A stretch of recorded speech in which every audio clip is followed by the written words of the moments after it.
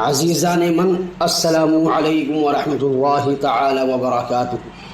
نحمده ونصلی علی رسوله الکریم، اما بعد فاعوذ باللہ من الشیطان الرجیم، بسم اللہ الرحمن الرحیم۔ رسول برکت نے درود شریف پڑھ لیجیے۔ اللہم صلی علی سیدنا و مولانا محمد معدن الجود والکرم وآلہ وبارک وسلم۔ سامعین اکرام، میں جیش محمد مصباحی آج آپ کی خدمت میں ایک ویڈیو لے کر حاضر ہوا ہوں، جس کو میں نے حبیب عجمی رحمۃ اللہ تعالی علیہ کے نام سے موسوم کیا ہے۔ سامعین اکرام، حضرت حبیب عجمی رحمۃ اللہ علیہ شروع میں بڑے مالدار اور اپنے مال کو سود پر اہل بصرہ کو دیا کرتے تھے، اور ہر روز اپنے لین دین کے تقاضے کے لیے جایا کرتے تھے،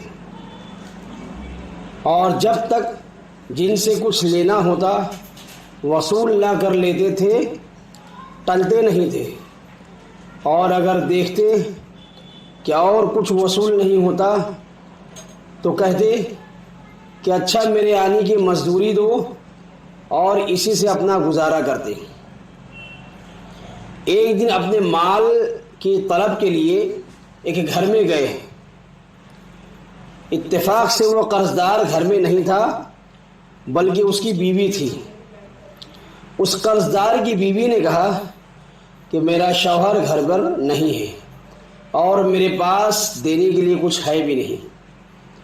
ہاں، میں نے آج ایک بھیڑ ذبح کی تھی، اس کی گردن میرے پاس ہے، وہ اگر چاہیں تو لے جائیں۔ آپ نے کہا نا سے تو ہاں ہی بہتر ہے، چلو وہی دے دو۔ چنانچہ اس عورت نے وہ گردن دے دی، اور آپ وہ سری لے کر اپنے گھر آئے اور بیوی سے کہا کہ یہ سری سود میں آئی ہے، اس کو پکاؤ۔ بیوی نے کہا روٹیاں اور لکڑیاں نہیں ہیں۔ آپ نے کہا میں ابھی جا کر سود میں روٹیاں اور لکڑیاں لاتا ہوں۔ چنانچہ گئے اور اسی طرز پر روٹیاں اور لکڑیاں لے کر آئے، جو ان کا طرز عمل تھا کہ بغیر لیے ٹلتے نہ تھے۔ لہذا بیوی نے ہانڈی چڑھائی، جب پک گئی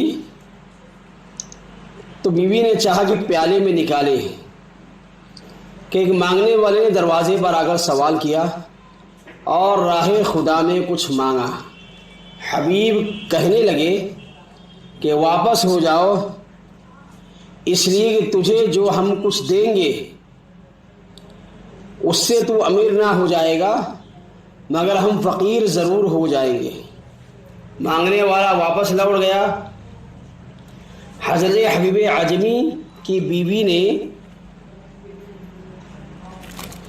جو چمچ ہانڈی میں ڈالا تو کیا دیکھتی ہے کہ اس ہانڈی میں خون ہی خون ہے۔ لہٰذا بیوی نے اپنے شوہر کو بلایا اور دکھا کر کہنے لگی کہ دیکھو یہ تمہاری بدبختی اور شومئی سے کیا ہو گیا ہے۔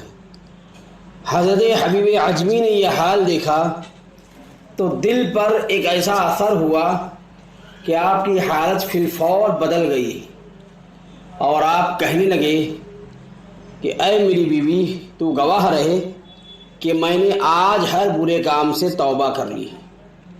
پھر آپ باہر نکلے تاکہ قرض داروں کو تلاش کر کے اپنا مال و زر ان سے واپس لے لیں اور پھر سود پر کاروبار نہ کریں۔ جمعے کا دن تھا اور چھوٹے چھوٹے بچے کھیل رہے تھے۔ ان لوگوں نے جب حضرت حبیب عجمی کو دیکھا تو آپس میں چیمی گوئیاں کرنے لگے کہ دیکھو سود خور آ رہا ہے، الگ ہو جاؤ، ایسا نہ ہو کہ اس کے پاؤں کی گرد ہم پر پڑ جائے اور ہم بھی اس کی طرح بدبخت ہو جائیں۔ جب یہ آواز حضرت حبیب کے کانوں میں پہنچی تو آپ بڑے رنجیدہ ہوئے اور سیدھے حضرت حسن بصری رحمۃ اللہ علیہ کی مجلس میں گئے۔ حضرت حسن بصری علیہ الرحمہ نے توبہ کرائی اور کچھ پند و نصائح بیان فرمائے۔ وہاں سے حضرت حبیب عجمی کی کایا پلٹ گئی اور آپ وہاں سے اللہ کے محبوب بن کر نکلے۔ واپس آ رہے تھے کہ راستے میں آپ کا مقروض آپ کو دیکھ کر بھاگا۔ حضرت حبیب عجمی نے اسے آواز دی اور فرمایا، بھائی اب تو مجھ سے نہ بھاگ، اب مجھے تجھ سے بھاگنا چاہیے، یہ کہا اور گھر کی طرف لوٹے۔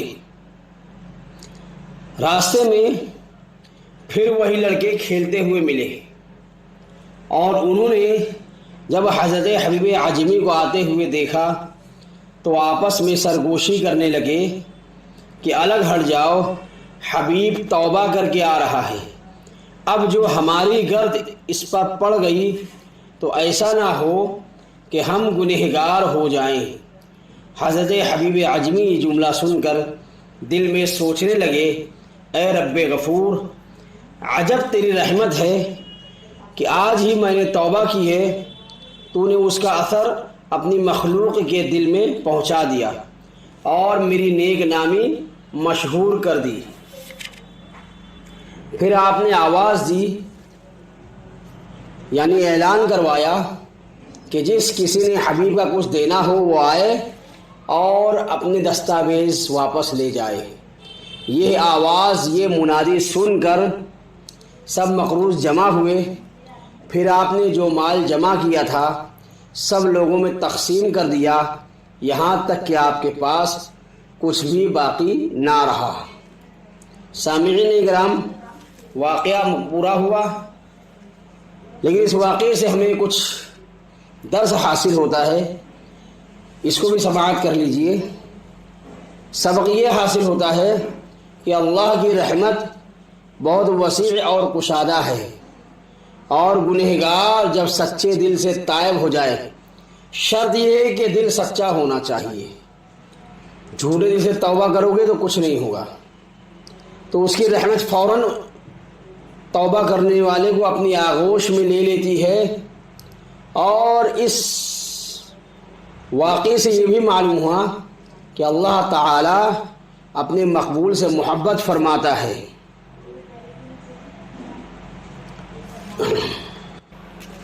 تو سامعین اکرام، آج کی میری ویڈیو یہیں پر مکمل ہوتی ہے۔ آج کے لیے بس اتنا ہی۔ السلام علیکم ورحمۃ اللہ تعالی وبرکاتہ۔